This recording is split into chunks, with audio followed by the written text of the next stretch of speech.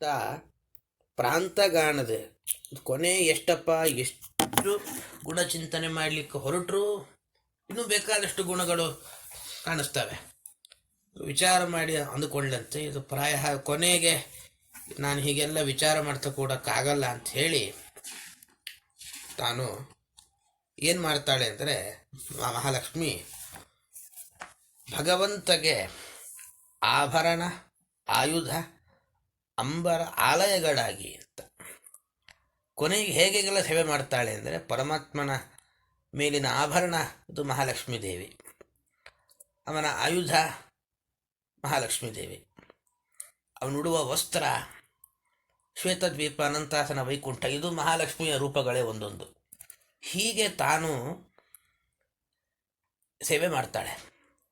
ಇದರ ಅಭಿಪ್ರಾಯ ಏನು ಅಂದರೆ, ನಾವು ದೇವರಿಗೆ ಹೀಗೆಲ್ಲ ಸೇವೆ ಮಾಡಬೇಕು ಅಂತ. ಏನು, ನಾವೇನು ಆಭರಣ ಹಾಕಿಕೊಳ್ತೇವೆ ದೇವರಿಗೆ ಅರ್ಪಣೆ ಮಾಡಿ, ಇದು ನನ್ನ ಒಳಗಿರೋ ಪರಮಾತ್ಮನಿಗೆ ಇದು ಅಲಂಕಾರ ಆಗಲಿ ಅಂತ. ನಾವೇನು ವಸ್ತ್ರ ಉಡ್ತೇವೆ, ಇದು ನಮ್ಮೊಳಗಿರುವ ದೇವರಿಗೆ ಅಲಂಕಾರ ಆಗಲಿ ಅಂತ ಚಿಂತನೆ ಮಾಡಬೇಕು. ನಮ್ಮ ಮನೆ ಏನುಂಟು, ಇದು ನಮ್ಮ ಮನೆಯಲ್ಲ, ಇದು ದೇವರಿರುವ ಮನೆ. ಮತ್ತು ಶರೀರವು ಒಂದು ಮನೆ. ಎಂಥ ಮನೆ? ದೇವರಿರುವ ಮನೆ ಶರೀರ ಅಂತಂದರೆ. ಹೀಗೆಲ್ಲ ನಾವು ದೇವರ ಚಿಂತನೆಯನ್ನು ನಿರಂತರ ಮಾಡ್ತಾ ಇರಬೇಕು. ಸ್ವಾಂತದಲ್ಲಿ ನೆಲೆಗೊಳಿಸಿ ಅಂತರಂಗದಲ್ಲಿ ನಿರಂತರ ಇದನ್ನು ಸ್ಥಿರವಾಗಿಟ್ಟುಕೊಳ್ತಾಳಂತೆ. ದೇವರನ್ನು ಮನಸ್ಸಿನಲ್ಲಿ ಸ್ಥಿರವಾಗಿಟ್ಟುಕೊಳ್ತಾಳೆ. ಇದು ಬಹಳ ಮುಖ್ಯ. ಏಕೆಂದರೆ ಇಂದ್ರಿಯ ನಿಗ್ರಹ ಬಹಳ ಕಷ್ಟ. ನಾವು ಧ್ಯಾನಕ್ಕೆ ಅಂತ ಕಣ್ಮುಚ್ತೇವೆ, ಮನಸ್ಸು ಇಡೀ ಊರೂರೆಲ್ಲ ಸಂಚಾರ ಮಾಡ್ತಾ ಇರುತ್ತೆ ಅಂತ ಕೇಳ್ತಾರೆ ದಾಸರು. ಬಹಳ ಅಭ್ಯಾಸ ಬಲದಿಂದ, ಅದಕ್ಕೆ ಪ್ರಾಣಾಯಾಮಾದಿಗಳನ್ನು ಬಳಸಿಕೊಂಡು ಬಹಳ ಅಭ್ಯಾಸ ಬಲದಿಂದ ಮನಸ್ಸಿನಲ್ಲಿ ದೇವರನ್ನು ಸ್ಥಿರವಾಗಿಟ್ಕೊಳ್ಬೇಕು. ಪರಮ ದುರಂತ ಮಹಿಮನ ದೌತ್ಯ ಕರ್ಮ ನಿರಂತರ ಮಾಡುತ್ತಲಿ ಅಧೀನತ್ವವ ಇದಿಹಳು ಅಂತ. ಪರಮಾತ್ಮ ಅತ್ಯಂತ ಶ್ರೇಷ್ಠ. ಅವನ ಮಹಿಮೆ ಅದು ಕೊನೆ ಇಲ್ಲದ ಮಹಿಮೆ ಉಳ್ಳವ. ಅವನ ಕೈಕರ್ಯ, ದೇವರ ಸೇವೆಯನ್ನು ನಿರಂತರ ಮಾಡ್ತಾ ಇರ್ತಾಳೆ. ದೇವರ ಸೇವೆ ಅಂದ್ರೇನು? ದೇವರ ಕಥೆ ಕೇಳೋದು, ದೇವರ ದರ್ಶನ ಮಾಡೋದು, ಯಾತ್ರೆಗೆ ಹೋಗೋದು. ಹೀಗೆ ಮಹಾಲಕ್ಷ್ಮೀ ದೇವಿಗೆ ಇವೆಲ್ಲ ಮಾಡಬೇಕು ಅಂತಿಲ್ಲ. ಮಹಾಲಕ್ಷ್ಮೀ ದೇವಿ ದೊಡ್ಡ ಸ್ಥಾನದಲ್ಲಿದ್ದಾಳೆ. ಸಾಮಾನ್ಯ ನಮಗೆಲ್ಲ ಬ್ರಹ್ಮದೇವರಿಂದ ಶುರು ಮಾಡಿ ನಮಗೆಲ್ಲ ಸಂಸಾರ ಇದೆ ಅಂತ ಲೆಕ್ಕ. ಮಹಾಲಕ್ಷ್ಮಿಗೆ ಸಂಸಾರವೇ ಇಲ್ಲ ಅಂತ ಹೇಳ್ತಾರೆ. ಅದರಿಂದ ಅಂಥ ದೊಡ್ಡ ಸ್ಥಾನದಲ್ಲಿದ್ದರೂ ಕೂಡ ಇವೆಲ್ಲ ಯಾಕೆ ಮಾಡ್ತಾಳೆ ಅಂದರೆ, ನಮಗೆ ಪಾಠ ಮಾಡ್ತಾಳೆ. ನಾನೇ ಇವೆಲ್ಲ ಬಿಟ್ಟಿಲ್ಲ, ಅದರಿಂದ ನೀವೂ ಕೂಡ ಯಾವುದನ್ನು ಬಿಡದೇನೆ ನಿರಂತರ ದೇವರ ಚಿಂತನೆ ಮಾಡಬೇಕು ಅನ್ನೋದು ನಮಗೆ ಹೀಗೆ ಪಾಠ ಮಾಡಿ ಪರಮಾತ್ಮನ ಅಧೀನರಾಗಿದ್ದಾಳೆ. ಇದು ಈ ಪದ್ಯದಲ್ಲಿ ಬಂದ ಅಭಿಪ್ರಾಯ. ಪ್ರಶ್ನೋತ್ತರ ಗಮನಿಸೋದು ಅಂದರೆ, ಲಕ್ಷ್ಮಿ ಯಾವ ರೀತಿಯಲ್ಲಿ ಸೇವೆ ಮಾಡ್ತಾಳೆ ಅಂದರೆ, ಆಭರಣಗಳಾಗಿ, ಆಯುಧಗಳಾಗಿ, ವಸ್ತ್ರಗಳಾಗಿ, ಮನೆಗಳಾಗಿ ಸೇವೆ ಮಾಡ್ತಾಳೆ. ಪರಮಾತ್ಮನ ವಿಷಯದಲ್ಲಿ ಲಕ್ಷ್ಮಿಗೆ ಏನು ಗೊತ್ತಿಲ್ಲ ಅಂದರೆ, ದೇವರ ಅನಂತ ಮಹಿಮೆ ಎಷ್ಟು ಅಂತ ಗೊತ್ತಿಲ್ಲ ಅಂತ ಇದರ ಅಭಿಪ್ರಾಯ. ಇಷ್ಟು ಹೇಳಿ ಮುಂದಿನ ಪದ್ಯದಲ್ಲಿ ಇನ್ನೊಂದು ಮಹಾಲಕ್ಷ್ಮಿಯ ಮಹಿಮೆ ಹೇಳ್ತಾರೆ. ಪಲಯ ಜಲಧಿಯೊಳುಳ್ಳ ನಾವೆಯು ಹೊಲಬುಗಾಣದೆ ಸುತ್ತುವಂದದಿ ಜಲರು ಹೇಕ್ಷಣ ನಮಲ ಗುಣರೂಪಗಳ ಚಿಂತಿಸುತ್ತ ನೆಲೆಯ ಗಾಣದೆ ಮಹಲಕುಮಿ ಚಂಚಲವನೈದಿಹಳಲ್ಪ ಜೀವರಿಗಳ ಬಡುವುದೇ ನಿವನ ಮಹಿಮೆಗಳೀ ಜಗತ್ರಯದಿ.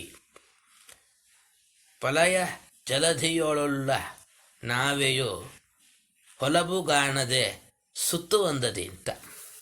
ಈಗ ಯಾವುದೋ ಒಂದು ಸಮುದ್ರದಲ್ಲಿ ಒಂದು ದೋಣಿ ಇರುತ್ತೆ, ನೌಕಾಪಡೆ ದೋಣಿ. ಕೆಲವೊಮ್ಮೆ ಅದೇ ದಿಕ್ಕು ತಪ್ಪು ಎಲ್ಲೆಲ್ಲೋ ಒದ್ದಾಡ್ತಾ ಇರುತ್ತೆ. ಹೀಗಿರುವಾಗ ಪ್ರಳಯ ಕಾಲದ ಒಂದು ಸಮುದ್ರ, ಆ ಸಮುದ್ರದಲ್ಲಿ ಒಂದು ದೋಣಿ ಇದೆಯಂತೆ. ಅದು ಆ ಕಡೆ ಈ ಕಡೆ ದಂಡೆ ಕಾಣದೆ, ದಂಡೆಗಿದ್ದರೆ ನಿಲ್ಲುತ್ತೆ, ಮಧ್ಯ ನೀರಿನಲ್ಲಿ ಸುತ್ತಾ ಇರುತ್ತೆ.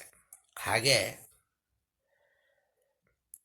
ಜಲರು ಹೇಕ್ಷಣ ಅಮಲ ಗುಣರೂಪಗಳ ಲಕ್ಷ್ಮೀದೇವಿ ಏನು ಮಾಡ್ತಾಳೆ ಅಂದರೆ, ದೇವರ ಗುಣಗಳನ್ನು ಚಿಂತನೆ ಮಾಡ್ತಾಳೆ. ಎಂಥ ದೇವರು! ಅವನ ಕಣ್ಣು ಹೇಗೆ ಅಂದರೆ, ತಾವರೆ ಗಣ್ಣಿನವ, ಅಗಲವಾದ ಕಣ್ಣುಗಳುಳ್ಳ, ದೋಷ ಇರದ ಗುಣಗಳನ್ನು, ರೂಪಗಳನ್ನು ಚಿಂತಿಸುತ್ತಾ ಧ್ಯಾನ ಮಾಡ್ತಾ ಇರ್ತಾಳೆ. ಆದರೆ ನೆಲೆಯ ಗಾಣದೆ ಮಹಾಲಕ್ಷ್ಮಿ ಐದಿಹಳು, ಅವಳಿಗೆ ಚಾಂಚಲ್ಯ ಉಂಟಂತೆ. ಯಾಕೆಂದರೆ ಹೇಗೆ ಪ್ರಳಯ ಕಾಲದ ದೋಣಿಯ ಹಾಗೆ ಲಕ್ಷ್ಮೀದೇವಿ ಇದ್ದಾಳೆ, ಪ್ರಳಯ ಕಾಲದ ಸಮುದ್ರದಂತೆ ಪರಮಾತ್ಮನ ಗುಣಗಳಿದೆ. ಆ ದೋಣಿ ಸುತ್ತುವಂತೆ ಇಲ್ಲಿ ಚಾಂಚಲ್ಯ ಅಂದರೆ ಎಷ್ಟೇ ಮಹಾಲಕ್ಷ್ಮೀ ದೇವರ ಗುಣಚಿಂತನೆ ಮಾಡಲಿಕ್ಕೆ ಪ್ರಯತ್ನ ಪಟ್ಟರೂ ಕೂಡ ಸ್ವಲ್ಪ ಆಗೋದಿಲ್ಲಂತೆ. ಚಾಂಚಲ್ಯ ಇದೆ ಅಂದರೆ ಮತ್ತೆ ಅಲ್ಲಲ್ಲೇ ಬರ್ತಾಳೆ ಹೊರತು ಅದರಿಂದ ಮುಂದೆ ಹೋಗ್ಲಿಕ್ಕೆ ಸಾಧ್ಯ ಆಗೋದಿಲ್ಲ. ಅಲ್ಪ ಜೀವರಿಗೆ ಈ ಜಗತ್ರಯದಿ ಇವನ ಮಹಿಮೆಗಳ ಅಳವಡುವುದೇ ಮಹಾಲಕ್ಷ್ಮೀ ದೇವಿಯೇ ರೂಪಚಿಂತನೆ ಮಾಡಲಿಕ್ಕೆ ಪ್ರಯತ್ನ ಪಟ್ಟು ಸಂಪೂರ್ಣ ಪ್ರವೃತ್ತಳಾದರೂ ಕೂಡ ಅವಳಿಗೆ ಒಂದು ಚಾಂಚಲ್ಯತೆ ಇದೆ. ದುಡ್ಡು ನಿರಂತರ ಒಮ್ಮಿಂದ ಒಮ್ಮೆ ಹೋಗುವಂತೆ ಒಂದು ಗುಣ ಚಿಂತನೆ ಮಾಡ್ತಾಳೆ ಮತ್ತು ಬೇರೆ ಗುಣಕ್ಕೆ ಬರ್ತಾಳೆ. ಹೀಗೆ ಇದೆ ಹೊರತಾಗಿ ಒಂದು ದಡ ಕೊನೆ ಮುಟ್ಲಿಕ್ಕೆ ಸಾಧ್ಯ ಇಲ್ಲ. ಮಹಾಲಕ್ಷ್ಮೀ ದೇವಿಯ ಕಥೆಯೇ ಹೀಗಾದರೆ ನಮ್ಮ ಕಥೆ ನಾವೆಲ್ಲಿದ್ದೇವೆ ಲೆಕ್ಕಕ್ಕೆ ಇಲ್ಲ ಅಂತಾರೆ ದಾಸರು. ನಮಗಂತೂ ಸುತರಾಮ್ ದೇವರ ಮಹಿಮೆಗಳನ್ನು ಸಂಪೂರ್ಣ ಅರ್ಥ ಮಾಡ್ಕೊಳ್ಳಿಕ್ಕೆ ಸಾಧ್ಯವೇ ಇಲ್ಲ. ಇಲ್ಲಿ ಇನ್ನೊಂದು ಅಭಿಪ್ರಾಯ ಏನು ಅಂದರೆ, ಜಲರುಹೇಕ್ಷಣ ಅಂತಾರೆ, ಬಹಳ ಮಹತ್ವದ ಶಬ್ದ. ಏನನ್ನು ಹೇಳಿ ಹೊರಟಿದ್ದಾರೆ ದಾಸರು ಅಂದರೆ, ವಸ್ತುತಃ ಲಕ್ಷ್ಮಿಯ ಸಾಮರ್ಥ್ಯ ಎಷ್ಟು, ಲಕ್ಷ್ಮೀ ದೇವಿ ಇರೋದು ಬಹಳ ದೊಡ್ಡ ಸಾಮರ್ಥ್ಯ ಇದೆ. ವೇದಗಳು ಅನಂತ ಇದೆ, ಬೇಕಾದಷ್ಟು ವೇದ, ನಮಗೆ ಸಿಕ್ಕಿರೋದು ಬಹಳ ಕಡಿಮೆ. ಅನಂತ ವೇದಗಳು ಏನೇನನ್ನ ವಿಷಯ ಹೇಳುತ್ತೋ ಅದನ್ನು ಮೀರಿದ ವಿಷಯಗಳ ಜ್ಞಾನ ದೇವರ ವಿಷಯದಲ್ಲಿ ಮಹಾಲಕ್ಷ್ಮಿಗಿದೆ. ಅವಳು ಒಂದು ನೋಟದಿಂದ ಜಗತ್ತಿನ ಸೃಷ್ಟಿ ಮಾಡ್ತಾಳೆ. ಅವಳಿಗೆ ಒಂದು ತರಹದ ಚಂಚಲತೆ ಉಂಟಾಗುತ್ತೆ, ಆದರೆ ದೇವರು ಮಾತ್ರ ಹಾಗಲ್ಲ. ಜನರು ಹೇಗೆ ಕ್ಷಣ ಅವನ ಕಣ್ಣು ಹೇಗೆ ಅಂದರೆ ಕಮಲದಂತ ತಗಲವಾದ ಕಣ್ಣುಗಳುಳ್ಳವ ಅಂತ ಹೇಳೋ ಮೂಲಕ ಅವನು ಆರಾಮಾಗಿರ್ತಾನೆ, ನಮ್ಗೆ ಯಾವುದೇ ತರಹದ ವಿಕಾರ ಇಲ್ಲ. ಯಾಕಂದರೆ ಕಣ್ಣು ಯಾವಾಗ ವಿಕಾರ, ಕಣ್ಣು ಪುಟ್ಟದಾಗಿದ್ದರೆ ಪಟ ಇದಾಗುತ್ತೆ ಅಂತ. ಅವನಲ್ಲಿ ಕಣ್ಣೇ ತಾವರೆಯಂತ ಬಟ್ಟಲು ಗಣ್ಣು ಅಂತಾರೆ ಕನ್ನಡದ ಒಳ್ಳೆಯ ಶಬ್ದ, ಬಟ್ಟಲು ಗಣ್ಣು ಉಳ್ಳವ ಅಂತ. ವಿಸ್ತಾರವಾದ ಕಣ್ಣಿದೆ, ಆರಾಮಾಗಿ ಎಲ್ಲ ನೋಡ್ತಿರ್ತಾನೆ, ಅವನಿಗೆ ಯಾವುದೇ ತರಹದ ವಿಕಾರ ಇಲ್ಲ ಅಂತ ನಾವು ಅರ್ಥ ಮಾಡಿಕೊಳ್ಬೇಕು. ವಸ್ತುತಃ ಪ್ರಳಯ ಕಾಲದ ಸಮುದ್ರಕ್ಕೂ ಒಂದು ಮಿತಿ ಇದೆ, ಸ್ವಲ್ಪ ಕಾಲ ಮಾತ್ರ ಇರುತ್ತೆ. ಆದರೆ ದೇವರ ಗುಣಗಳಿಗೆ ಮಾತ್ರ ಹಾಗಲ್ಲ, ಅದಕ್ಕೊಂದು ಮಿತಿಯೇ ಇಲ್ಲ ಅನ್ನೋದು ಅರ್ಥ ಮಾಡಿಕೊಳ್ಬೇಕು. ಮತ್ತು ಇನ್ನೊಂದು ಅಭಿಪ್ರಾಯವೂ ಇದೆ, ಏನು ಅಂದರೆ, ಲಕ್ಷ್ಮಿ ಚಂಚಲೆ ಅಂತಾದರೆ ದೇವರ ಗುಣ ಸಂಪೂರ್ಣ ಚಿಂತನೆ ಮಾಡಲಿಕ್ಕೆ ಆಗೋದಿಲ್ಲ. ಆದರೆ ದೇವರ ಸುತ್ತಾ ಇರ್ತಲ್ಲ ಹೊರತು ಬೇರೆ ಕಡೆ ಹೋಗೋದಿಲ್ಲ. ದೇವರನ್ನು ಬಿಟ್ಟು ಬೇರೆ ಕಡೆ ಆಶ್ರಯವನ್ನು ಕಾಣದವಳು. ನಾವು ಹೀಗೆ ಲಕ್ಷ್ಮೀ ಮಹಿಮೆ ಚಿಂತನೆ ಮಾಡಿದರೆ ನಾವು ದೇವರ ಸುತ್ತಲೇ ಸುತ್ತೀವಿ ಹೊರತು ಬೇರೆ ಕಡೆ ಯಾರನ್ನು ಆಶ್ರಯ ಮಾಡೋ ಒಂದು ಪ್ರಸಂಗ ನಮಗೆ ಬರೋದಿಲ್ಲ. ಮತ್ತು ಪ್ರಳಯ ಕಾಲದಲ್ಲಿ ಒಮ್ಮೆ ದೋಣಿ ಮುಳುಗುತ್ತೆ, ಆದರೆ ದೋಣಿ ಆಗಿರುವ ಮಹಾಲಕ್ಷ್ಮಿ ಮಾತ್ರ ಮುಳುಗೋದಿಲ್ಲ ಅಂತಿದ್ದಾರೆ ಒಟ್ಟಾರೆ ಅಭಿಪ್ರಾಯ. ಲಕ್ಷ್ಮೀ ದೇವಿಯು ಚಂಚಲಲು ಅಂತ ಯಾವಾಗ ಆಗ್ತಾಳೆ ಎಂದು ಪ್ರಶ್ನೋತ್ತರ. ಪರಮಾತ್ಮನ ಗುಣಗಳನ್ನು ಹೇಗಿದೆ ಅನ್ನೋದು ಗಮನಿಸದೆ ಹೋದಾಗ, ಗುಣಗಳ ಜ್ಞಾನ ಬರದೆ ಹೋದಾಗ ಅವಳನ್ನು ಚಂಚಲಲು ಅಂತ ಶಾಸ್ತ್ರಕಾರರು ಕರೀತಾರೆ.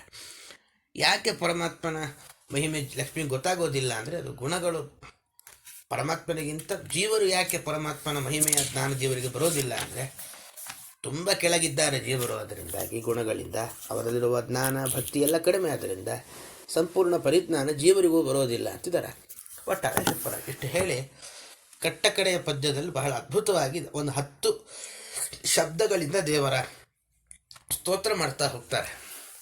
ಈ ಸಂಧಿಯ ಕಟ್ಟಕಡೆಯ ಪದ್ಯ: ಶ್ರೀನಿಕೇತನ ಸಾತ್ವತಾಂಪತಿ ಜ್ಞಾನಗಮ್ಯ ಗಯಾ ಸುರಾರ್ದನ ಮೌನಿಕುಲ ಸನ್ಮಾನ್ಯ ಮಾನದ ಮಾತುಲಧ್ವಂಸಿ ದೀನ ಜನ ಬಂದಾರ ಮಧುರಿಪು ಪ್ರಾಣದ ಜಗನ್ನಾಥ ವಿಠಲ ತಾನೇ ಗತಿಯೆಂದನು ದಿನದಿ ನಂಬಿದವರನು ಪೊರೆವ. ಪರಮಾತ್ಮ ಹೇಗಿದ್ದಾನೆ ಅಂದರೆ, ಶ್ರೀನಿಕೇತನ ಸಾತ್ವತಾಂಪತಿ, ಲಕ್ಷ್ಮಿಯನ್ನೇ ತನ್ನ ಎದೆಯಲ್ಲಿಟ್ಟುಕೊಂಡಿದ್ದಾನೆ. ಇಲ್ಲ, ಸಜ್ಜನರಿಗೆ ಒಡೆಯ, ಜ್ಞಾನಗಮ್ಯ ಗಯಾಸುರ ಅರ್ಧನ ಮೌನಿಕುಲ ಸನ್ಮಾನ್ಯ. ಅಪರೋಕ್ಷ ಜ್ಞಾನ ಯಾರಿಗೆ ಬಂದಿದೆಯೋ, ಅಪರೋಕ್ಷ ಜ್ಞಾನ ದೇವರು ಯಾರಿಗೆ ಪ್ರತ್ಯಕ್ಷ ಆಗಿದ್ದಾನೋ ಅವನು ದೇವರನ್ನು ಹೋಗಿ ಸೇರ್ತಾನೆ ಮೋಕ್ಷದಲ್ಲಿ. ಮತ್ತು ಗಯ ಎಂಬಂತಹ ಒಬ್ಬ ಅಸುರ ಇದ್ದ, ಅವನನ್ನು ಸಂಹಾರ ಮಾಡಿದವ. ಹಾಗೆ ಜ್ಞಾನಿಗಳು ಅಂತ ಯಾರಿದ್ದಾರೋ, ಅಂದರೆ ನಿರಂತರ ಕೇಳಿದ ವಿಷಯವನ್ನು ಮತ್ತೆ ಮತ್ತೆ ಮನನ ಮತ್ತೆ ಮತ್ತೆ ಅದನ್ನು ಮನವರಿಕೆ ಮಾಡಿಕೊಂಡ ಜ್ಞಾನಿಗಳು, ಅವರಿಂದ ಪೂಜಿತನಾದವ ಪರಮಾತ್ಮ. ಮಾನದ ಮಾತುಲಧ್ವಂಸಿ, ಭಕ್ತರಿಗೆ ಎಷ್ಟು ಜ್ಞಾನ ಬೇಕೋ ಅಷ್ಟು ಕೊಡ್ತಾನೆ. ಕೃಷ್ಣನಾದಾಗ ಅವನು ತನ್ನ ಸ್ವಂತ ಸೋದರ ಮಾವನಾದ ಕಂಸನನ್ನೇ ಸಂಹಾರ ಮಾಡಿದ. ಅಂದರೆ ಸರಿಯಾದ ಕೆಲಸ ಯಾರು ಮಾಡಿದರೂ ಹೊಗಳಬೇಕು, ಸರಿಯಾದ ಕೆಲಸ ಮಾಡಲಿಲ್ಲ, ತುಂಬ ಅಪರಾಧ ಮಾಡಿದ್ದಾರೆ ಅಂದರೆ ಸಂಬಂಧಿಕರಾದರೂ ಅವರಿಗೆ ಶಿಕ್ಷೆ ಕೊಡಬೇಕು ಅಂತ ಹೀಗೆ ಸೋದರ ಮಾವನನ್ನೇ ಕೊಲ್ಲುವ ಮೂಲಕ ತೋರಿಸಿದ ಕೃಷ್ಣ. ದೀನಜನ ಮಂದಾರ ಅದು ಕಲ್ಪವೃಕ್ಷ ಅಂತುಂಟಂತೆ. ನಾವು ರಾಯರ ಸ್ತೋತ್ರ ಹೇಳುವಾಗಲೂ ಹೇಳ್ತೇವಲ್ಲ, ಭಜತಾಂ ಕಲ್ಪವೃಕ್ಷಾಯ. ಅದರ ಕೆಳಗೆ ಹೋಗಿ ಏನು ಕೇಳಿದ್ರು ಕೊಡುತ್ತಂತೆ. ಅದರಂತೆ ಬೇಡುವ ಜನರಿಗೆ ಕಲ್ಪವೃಕ್ಷದ ಹಾಗೆ ಏನು ಬೇಕೋ ಅದನ್ನೆಲ್ಲ ಕೊಡ್ತಾನೆ. ಮಧುರಿಪು ಪ್ರಾಣದ ಜಗನ್ನಾಥ ವಿಠಲ. ಮಧು ಅನ್ನೋ ದೈತ್ಯನನ್ನು ಕೊಂದವ, ಎಲ್ಲರಿಗೂ ಜೀವನವನ್ನು ಕೊಡ್ತಾನೆ. ಅಂತಹ ಜಗತ್ತಿಗೆ ಒಡೆಯನಾದ ಪರಮಾತ್ಮ ಇಂಥವನು ವಿಠಲ, ಅಂದರೆ ಜ್ಞಾನ ಕೊಟ್ಟು ಅಜ್ಞಾನ ಪರಿಹಾರ ಮಾಡ್ತಾನೆ. ತಾನೇ ಗತಿಯೆಂದು ಅನುದಿನದಿ ನಂಬಿದವರನ್ನು ಪೊರೆವ. ಹೀಗಿಂತಹ ದೇವರೇ ನನಗೆ ರಕ್ಷಣೆ ಮಾಡ್ತಾನೆ ಅಂತ ಯಾರು ಪ್ರತಿದಿನ ನಂಬ್ತಾರೋ ಅವರ ರಕ್ಷಣೆಯ ಜವಾಬ್ದಾರಿನ ಸ್ವಯಂ ತಾನು ಪರಮಾತ್ಮನೇ ಸ್ವೀಕಾರ ಮಾಡ್ತಾನೆ. ಇಲ್ಲಿ ಕೆಲವು ಅಂಶಗಳನ್ನು ಗಮನಿಸಬೇಕಾಗತ್ತೆ.